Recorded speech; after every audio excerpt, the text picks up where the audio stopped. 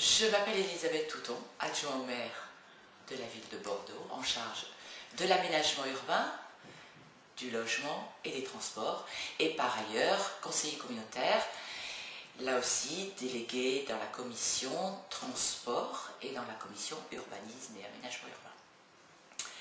Alors dans le cadre de ces délégations, qu'est-ce que le développement durable pour moi? D'abord, je crois que le développement durable, c'est une vraie question de bon sens.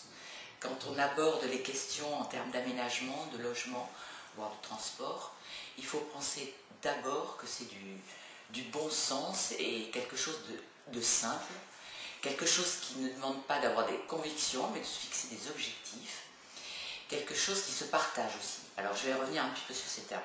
Qu'est-ce qu'une ville durable, par exemple?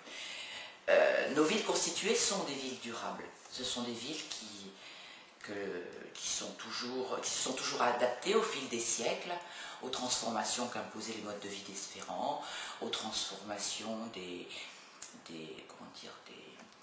transports, d'un ensemble d'éléments, des moyens d'échange, de communication, de commerce, etc. Donc on a devant nous des villes qui sont, me semble-t-il, déjà des villes durables.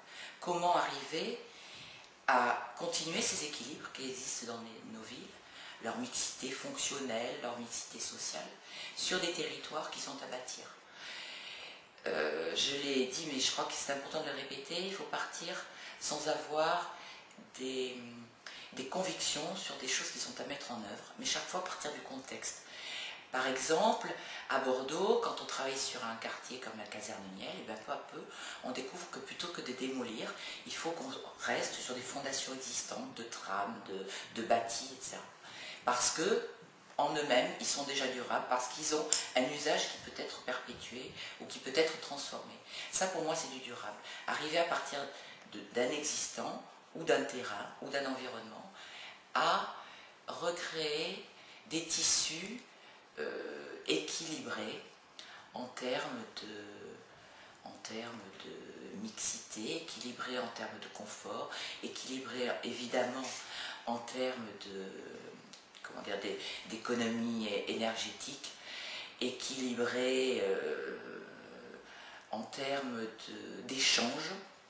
Et quand je parle d'échange à la fois technique et échange humain. Voilà ce que c'est pour moi qu'une ville durable